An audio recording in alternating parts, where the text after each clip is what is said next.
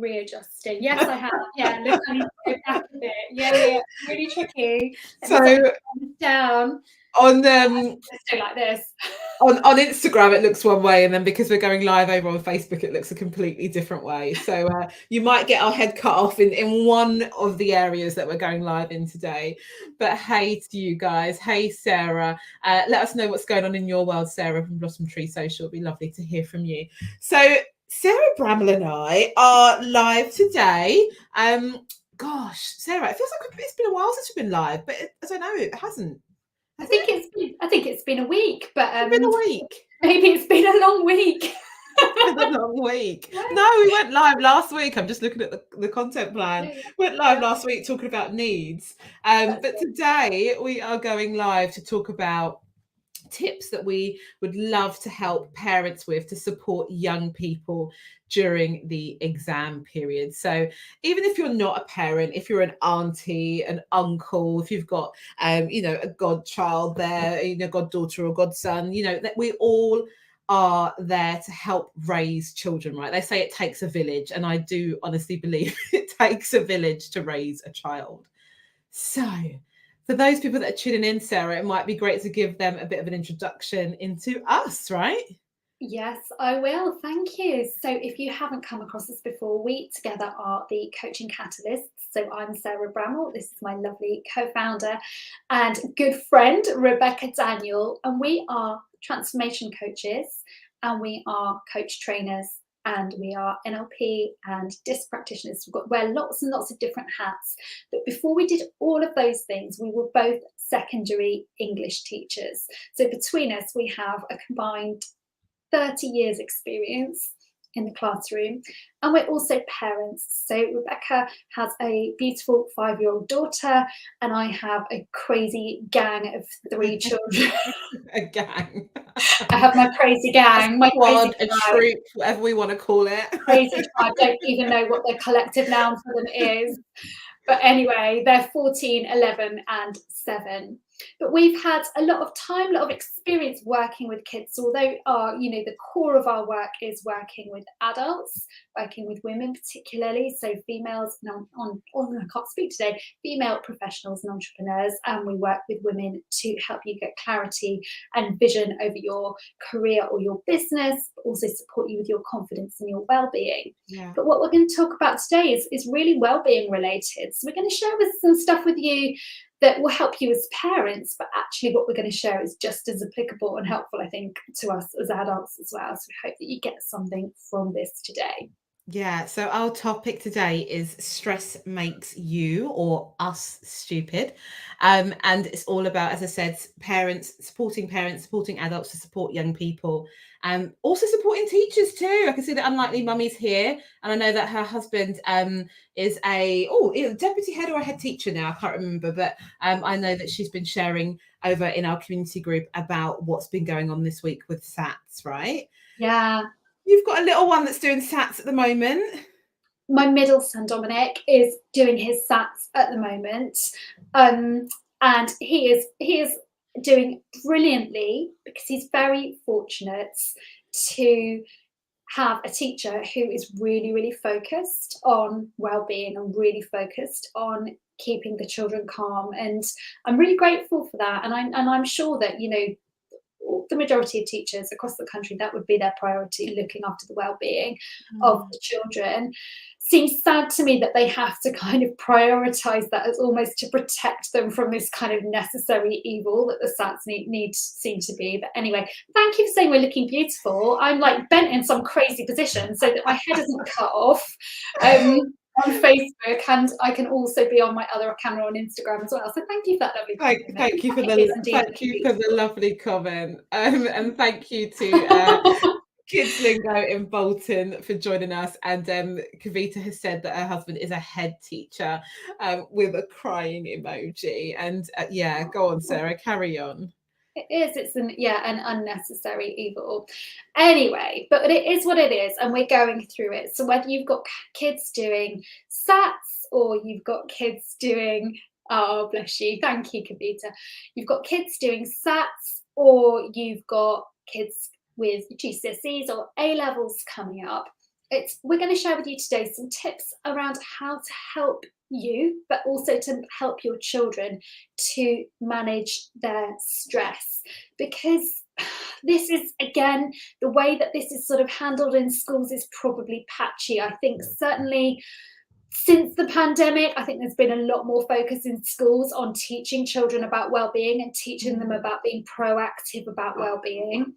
For me, if I could change one thing in the world, it would be to teach teachers to really prioritize well-being, because I think that children are like little sponges and they just soak up the energy from us. They soak up so that would be, if I had a magic wand and I could change the world, that's definitely what I would do. But let's get on with sharing some kind of explanation about what stress does to us, and then some tips as well to share. Yeah, so maybe it might be, I always start this, I think with Sarah and I get into a flow, right, of defining and explaining and then giving you the tips. So I'll kick off with the definition of stress, right? Because I hear a lot of people going, oh, I'm stressed. And do you know what? That's okay, because we all have different trigger points for stress. So what some think what may stress one person may not stress another. And that's really important for us to understand. So for me, stress is that feeling of a lack of or loss of control over our emotions, over our feelings, right? It's this boiling point for us, this mental and emotional pressure. And what that may look like for different people, as I said, is different. Hey, Mita, thanks for joining us over on Instagram. So you may experience this lack of control. You may feel heavy. And I say heavy, right? Because sometimes it can have that really physical feeling and emotion on somebody else. You might be worried or concerned about something. You might be going through a process of uncertainty. That's also another feeling of stress. So when people say they are stressed, please really understand that they may be experiencing something very different to what you may be experiencing, but really think about the fact that we are linking stress to our mental and our emotional capacity. Like we have this limit. We all have this limit, this point. I call it this boiling point, right? But we all have this point. And it may feel really, really uncomfortable, but it's really important for us to share that everyone goes through stress at some point in their life, and kids go through it too. So please don't underestimate that, because kids are kids, you know, and when we're adults, we think, oh, everything's so much easier when we were a child. But remember that we all go through stress, and it's important to validate the stress that our children go through, acknowledge it as well. So why does stress make us stupid, Sarah? That's probably the question, right? Yeah, absolutely. So it's interesting what you're saying. So what's stressful for one person will have a different level of stress for another person. And to a certain extent, stress is a good thing. It's a driver. If we didn't have a certain amount of stress, we wouldn't get out of bed in the morning. Stress makes us focused, it makes us determined. But it's when, as you said, when it gets to that boiling point, that tipping point, or when our bucket is full, it becomes dangerous. And so why does it make us stupid? Well, it makes us stupid because when we come under stress, our body responds to that. And what happens is we lose access to our prefrontal cortex, which is our thinking part of our brain that allows us to think logically, to sequence things, to show empathy. All of those really important skills that when we're sitting an exam, we need to have access to our brains. So that's why we use that phrase, stress makes you stupid, just really to kind of, just because it's kind of lighthearted, just to make you laugh, but just to make us remember that being under a level of stress where we're not able to function properly is really, really unhelpful for us. So therefore, for us, it's really important to teach our children and to have these techniques for ourselves for handling stress when stressful situations come up, so that we can keep access to that thinking part of our brain. Because what our body wants to do is it wants that thinking part of our brain to kind of shut down so that our body can prepare for that fight and flight. And I know that we've all experienced this. We've all been in situations where we found our heart racing, or we've had those butterflies in our stomach, or we've had that pulse racing, and we're not able to think clearly. So when we get into that situation, we think, oh my goodness, this has kind of hijacked me. I can't even think clearly. We don't want to be in that situation, especially not for children who are sitting a test or an exam. So what we can teach our children is that they can take control over what's happening in their body. And when they take control over what's happening in their body, it gives their brain a signal that it's safe for them to calm down. And then they can keep that access to that thinking part of their brain. And so one of my favorite techniques, there are different sorts of breathing techniques, but one of the favorite techniques that I like to use, and I used to teach this in school, and I used to sell this to the kids in school, the boys particularly, because they also teach this breathing technique in the military for frontline infantry soldiers. They can't be on the front line and have their thinking part of their brain hijacked. They need to be able to still think. And so they teach this in the military to help soldiers function when they come under pressure. And this breathing technique, it's called box breathing or square breathing. So you may have heard of this before, but I'm just going to share this with you so that you can share it with your children. So you imagine that you've got a box shape, and you can trace this on the palm of your hand, or you can trace this on the desk in front of you. I'm just trying to make sure you can see on Instagram as well. Yeah, I was just going to say that. Yeah. We've got you. We've got me. So you take this box shape, and what you do is and you can do this with me as you're listening to me, you inhale as you go up the box. You go 1, 2, 3, 4. And then at the top of the box, you hold your breath. 1, 2, 3, 4. And then you exhale. 1, 2, 3, 4. And you hold your breath. 1, 2, 3, 4. Now, I'd love to know for you, when you've done that, how that makes you feel. So for me, when I do that, I straight away feel that my breathing has slowed down, and it makes my head feel clearer. It gives myself permission to take that pause, to take that breath.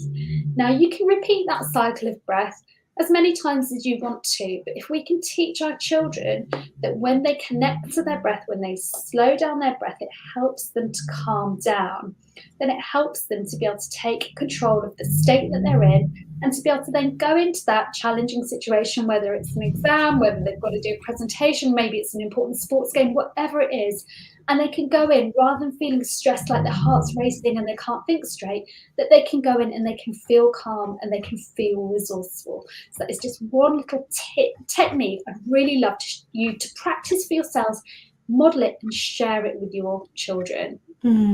And that's a really great tip, because breathing has many benefits, many benefits, which we don't know of, we're not aware of, or we underestimate. So I think teaching that to children would be really, really important, because it's something that they can take throughout their lifetime, right? Even adults, Absolutely. We need to go through that process of breathing and giving ourselves that time. So thanks for sharing that. I really love that. You're welcome. So I think for me, my step or my top tip here is letting children know, and it might not be a technique such as the breathing. You've got that technique from Sarah, which I would definitely ask you to use. But for me, it's about talking to your children, having that conversation with them, whether you're an educator, whether you're a parent, whether you're a family member. It's about having these conversations with them to help them manage their stress. And it's about us teaching them the power of resilience, the power of their self-worth as well, and the power that good can be good enough. Yeah. So I witnessed my daughter the other week. She was doing her phonics. She's 5. And she made a mistake. Oh my dear Lord. It was like the whole world had ended. It was like the whole world had completely ended. Am I still here? Just lost you for a second there, but go on. Just go back. All right. You're talking about the phonics. Yeah. So I was talking about my daughter. I think someone's trying to call me. I think that's what's going on. I was talking about my daughter worrying about her phonics. And it was like the whole world had ended. She made a mistake. And it was honestly the end of the world for her. And I said to her, I said, it's okay to get things wrong. It's okay. Just rub it out.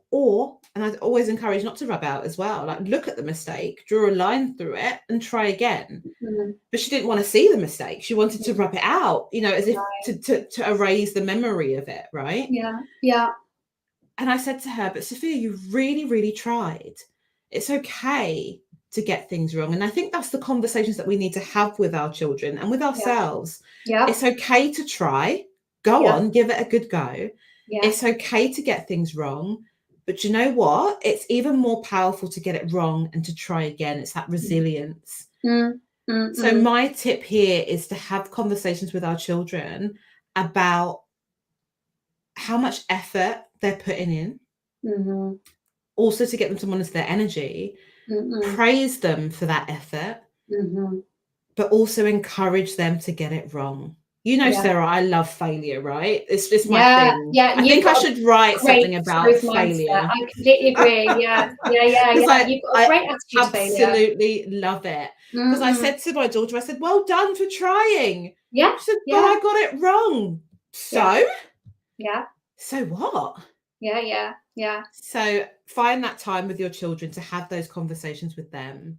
And then I guess on a more practical term is making sure that they have enough sleep, making sure they have fun, they're getting outside, they're playing with their friends, they're genuinely happy, and making sure they're eating well. Like, these are just all the things we need to consider around GCSEs, around SATs, around dissertations and tests and assessments and all of that. It's just one part of your life. It's one small part. Share that with your child. Let them know that you've been there. I'm looking over on Facebook at, I think this is Suzanne's comment.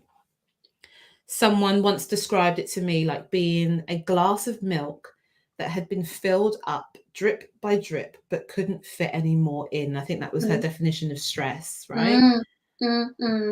That's brilliant. Yeah. And the NHS have a great image. Actually, they talk about they have a great model where they talk about the stress bucket, and when the stress bucket gets full and full and full, and like with your glass of milk, Suzanne, when it gets to the top, then it overflows and you completely lose control. So they talk about, in this NHS model, they talk about having a tap on your bucket, and what the tap on your bucket does is it helps you to release some of that stress. So as you said, Rebecca, when you turn on that tap to release some of that stress, that's maybe by you just saying, do you know what, I'm just going to have a bit of time to talk to my friends, or I'm just going to have some fun, or I'm just going to make sure I've had enough sleep, or I'm going to go for a walk. So what are those strategies that allow you to take that stress out of your bucket? Okay, great. Some great conversations today. Would really love to hear from you what you do to manage your stress, what your positive strategies are to manage stress, because sometimes as adults, sometimes our strategies are not always the most positive and the most resourceful. What are your positive strategies that you use to manage stress? We'd really love to hear. And for any of you who've got children going through tests or through exams, we'd love to hear about that as well. Let us know how they're doing, how they're getting on, maybe what the challenges are, or what you're proud of them for. We'd really love to hear from you. And if you want to know what is coming up for us, we have a lovely masterclass we're delivering next Monday via the ICF, which is all about needs. And we're really pleased to say that that's fully booked. But if you want to join and you want to have access to the replay of that, just send us a DM either via Facebook or via Instagram, or pop us an email over at hello@thecoachingcatalyst.com, and we will send over the replay to you. And don't forget, if you're over on Instagram, just go to the link in our bio and come and hang out with us in our community group, which is where we are going live right now. So hey, community members, I hope you have a lovely week, and that's it from us today. So all right. Absolutely. Thank you to all you lovely lot who've been hanging out with us and joining us for this. And we'd love to hear your thoughts, your experiences, and what's going on for you. All right. Take care, everyone. Bye. Bye.